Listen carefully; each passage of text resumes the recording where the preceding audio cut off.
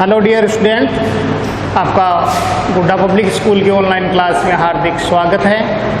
अपन पढ़ रहे थे अंग्रेजी साम्राज्य का प्रतिकार एवं संघर्ष कि ईस्ट इंडिया कंपनी कैसे भारत आती है, व्यापार के साथ कमज़ोर भारतीय या यूँ कहें आपसी लड़ाई झगड़े के कारण भारत में अपनी राजनीतिक सत्ता स्थापित करती है। प्लासी के युद्ध के बाद बंगाल से लेकर के उड़ीसा और बिहार पर अपना बक्सर के युद्ध तक 1964 तक अपना आधिपत्य स्थापित करती है। मराठाओं की बिखरती हुई शक्ति का फायदा उठा करके वे मराठवाड़ा पर अपना अधिकार करते हैं और टीपू सुल्तान का नेतृत्व या यूँ हम कहें हैदर अली की मृत्यु के बाद में टीपू सुल्तान को बैकअप करते हुए वे तटवर्ती क्षेत्रों में अपना आधिपत्य स्थापित करते हैं। उसके बाद में जो पश्चिमोत्तर अफगानिस्तान के आसपास के, कजाकिस्तान के आसपास के उपजाऊ मैदान थे, वर्तमान पाकिस्तान के मैदान थे, उन पर अपना आधिपत्य स्थापित करने के लिए सिखों को कमज़ोर करते हैं। रणजीत सिंह की मृत्यु के बाद सिखों को भी वो काफ़ी कमज़ोर कर देते हैं और दिल्ली सल्तनत या उनके मुगल प्रतीक के रूप में लाल किले पर अपना आधिपत्य स्थापित करने की घोषणा करते हैं कि बहादुर शाह जफर की मृत्यु के बाद में मुगलों को दिल्ली का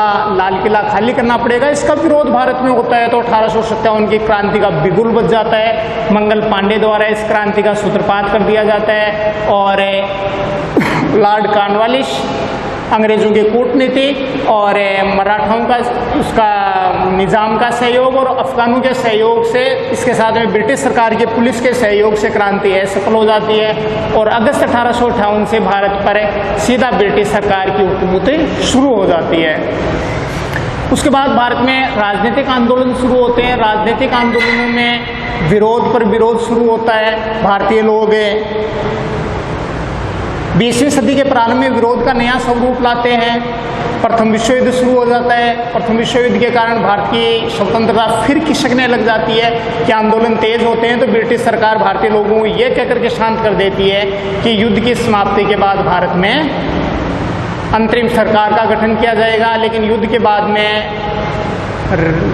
रॉलेट एक्ट जैसे खतरनाक कानून बना करके भारतीय लोगों पर लागू किया जाता है तो भारतीय लोग फिर कमज़ोर पड़ने लग जाते हैं और गांधी जी खिलाफत आंदोलन में हिंदू मुसलमानों का समन्वय स्थापित करके अपने असहयोग आंदोलन से देश की स्वतंत्रता की रूपरेखा लिखते हैं। लेकिन असहयोग आंदोलन में 5 फरवरी 1922 ईस्वी को चोरी चोरा नामक हत्याकांड हो जाता है। उस हत्याकांड के कारण 12 फरवरी 1922 को गांधी जी अपना असहयोग आंदोलन वापस ले लेते हैं। गांधी जी को पुलिस द्वारा अरेस्ट किया जाता है और गांधी जी पर 10 वर्ष का कठोर सजा होती है और गांधी जी पर आजीवन कारावास की सजा शुरू होती है। गांधी जी को जेल में डाल दिया जाता है। अब जब लीडर को जेल में डाल दिया जाएगा तो जनता के आंदोलन कमजोर पड़ जाएंगे। लेकिन इस दौरान भारत के क्रांतिकारियों ने या सरदार भगत सिंह, राजगुरु, सुखदेव जैसे लोगों ने केंद्रीय असेंबली में बम फेंका। इनके राजगुरु और उनके राम प्रसाद ने मिलकर के हरदोई से लखनऊ जाने वाली काकोरी में ट्रेन को, खजाने को, अंग्रेज खजाने को लूट करके क्रांतिकारियों में बांट दिया था। ये कोई घर के लिए पैसे जमा नहीं किए थे, क्रांतिकारियों के लिए हथियार जुटाने के लिए उन्होंने इस खजाने को लूटा था। चंद्रशेखर आज़ाद जैसे लोगों ने पुलिस पर गोलियां चलानी शुरू कर दी थी। केसरी सिंह बारैट के पोते जोरावर सिंह बारैट, प्रताप सिंह बाराउट जैसे लोगों ने लॉर्ड हार्डिंग पर बम फेंक करके एक नया स्वरूप तैयार किया था इन लोगों ने। तो देश की स्वतंत्रता के लिए ये लोग अपने जीवन की आहुतियां देते हैं। इसी क्रम में अगस्त 1858 में ब्रिटिश सरकार ने एक घोषणा की थी कि भारत में हर 10 वर्ष पश्चात एक सुधार आयोग भेजा जाएगा। 1909 में आया था, 1919 में क्रिप्स मिशन आयोग आया था। उसकी रिपोर्ट लेने के लिए एक 7 सदस्यीय दल भारत भेजा गया था। वो भारत पहुंचा था 13 फरवरी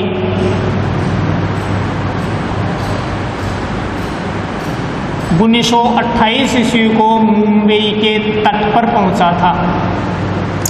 इसमें कुल 7 सदस्य थे। इन सदस्यों को भारत की राजनीतिक, आर्थिक, शैक्षिक, सांस्कृतिक और हर एक क्षेत्र की रिपोर्ट बना करके ब्रिटिश सरकार को सौंपना था। इसमें 7 ही सदस्य थे। ये 7 के 7 अंग्रेज थे। 7 सदस्य कौन थे?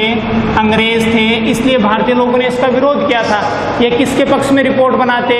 ये अंग्रेजों के पक्ष में रिपोर्ट बनाते। अगर ब्रिटिश सरकार के पदाधिकारी भारत में भारतीयों के साथ में दुर्व्यवहार कर रहे हैं, उनके साथ गलत व्यवहार कर रहे हैं, ऐसी स्थिति के अंदर उनको ब्रिटिश अधिकारी थे वो क्या लिखते हैं? वो यही लिखते हैं कि भारतीय लोगों की गलती है ब्रिटिश पदाधिकारियों की कोई गलती नहीं है, इसमें भारतीय लोग इसको अच्छी तरीके से स्वीकार नहीं कर रहे हैं, उनके लिए उनका विरोध किया गया था, ये सारे के सारे उन्हीं के पक्ष में थे। इसलिए साइमन कमीशन जहाँ जहाँ भी गया वहाँ पर Simon commission go back, Simon commission वापस के नारे लगाए थे। तो भारतीय जनता एकजुट होकर के इसका विरोध किया था। और इसी क्रम में आ जाता है लाहौर राष्ट्रीय कांग्रेस का लाहौर अधिवेशन।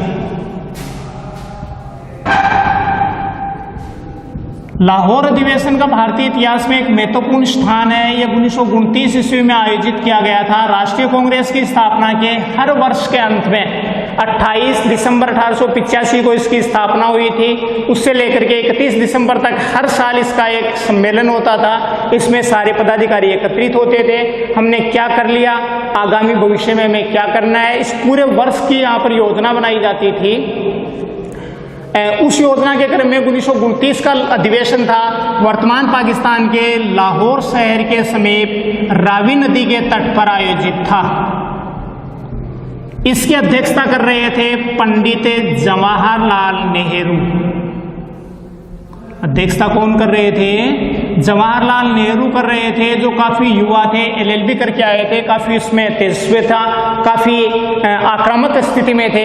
इन्होंने, अब किसी भी अधिवेशन की अध्यक्षता होती है, उसका समापन भाषण होता है, वो अध्यक्ष द्वारा दिया जाता है। और इन्होंने अपने समापन भाषण के दौरान ये घोषणा की थी, 31 दिसंबर 1929 की मध्य रात्रि को ये घोषणा की थी कि आने वाले हम सभी भारतीय लोग हैं, ये आने वाली 26 तारीख को स्वराज दिवस मनाएंगे।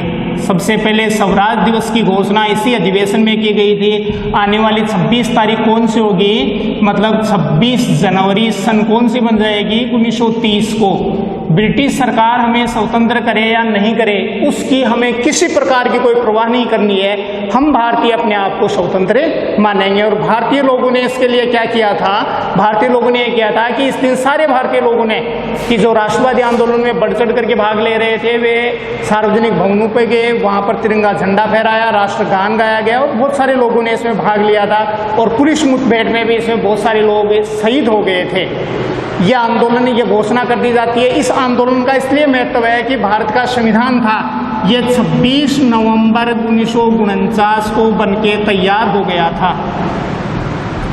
प्रश्न आता है इसके, और बहुत बार आता है, भारतीय संविधान कब बन के तैयार हो गया था? 26 नवंबर 1949 को बन के तैयार हो गया था। लेकिन इस संविधान को 2 महीने के इंतजार के बाद में इसको लागू किया गया था। वो किया गया था 26 जनवरी 1950 को। इस 26 जनवरी के दिन क्यों लागू किया गया था? कि जो लाहौर अधिवेशन में भाग लिया था, उन लोगों ने जो प्रथम स्वराज दिवस मनाया था 26 जनवरी, इस दिन जो लोग शहीद हो गए थे, पुलिस की गोलियों के शिकार हो गए थे, उन लोगों ने भारत की स्वतंत्रता नहीं देखी। भारत सन 47 में आज़ाद हो गया था। भारत का संविधान 26 नवंबर 1949 को बनके तैयार हो गया था। जो भारतीय बच गए थे उन्होंने वर्तमान स्वतंत्रता को देख लिया, लेकिन उन शहीदों ने स्वतंत्रता को नहीं देखा था। उन शहीदों की आत्माओं को सच्ची श्रद्धांजलि देने के लिए भारत सरकार ने अपना संविधान था वो 26 जनवरी 1950 को, इस 26 जनवरी के अवसर को महत्वपूर्ण मानते हुए उनकी आत्माओं को श्रद्धांजलि देने के लिए 26 जनवरी 1950 को लागू किया था। इसलिए भारतीय इतिहास में इस लाहौर अधिवेशन का महत्व है। बड़ी परीक्षाओं में पूछा जाता है कि 1929 के लाहौर अधिवेशन के अध्यक्ष कौन थे? पंडित जवाहरलाल नेहरू। प्रथम स्वराज दिवस की घोषणा कब की गई? लाहौर अधिवेशन में की गई थी। प्रथम स्वराज दिवस किस दिन लागू किया गया था? भारतीय संविधान 26 जनवरी के दिन ही क्यों लागू किया गया? क्योंकि इस दिन पहले भारतीय स्वराज दिवस मनाया था। उनकी आत्माओं को सच्ची श्रद्धांजलि देने के लिए भारत का संविधान था, वो 2 महीने के इंतजार के बाद 26 जनवरी 1950 को लागू किया गया था। आप ऑनलाइन क्लास से जुड़े रहें। इस एपिसोड को अगले में आगे बढ़ाएंगे। धन्यवाद।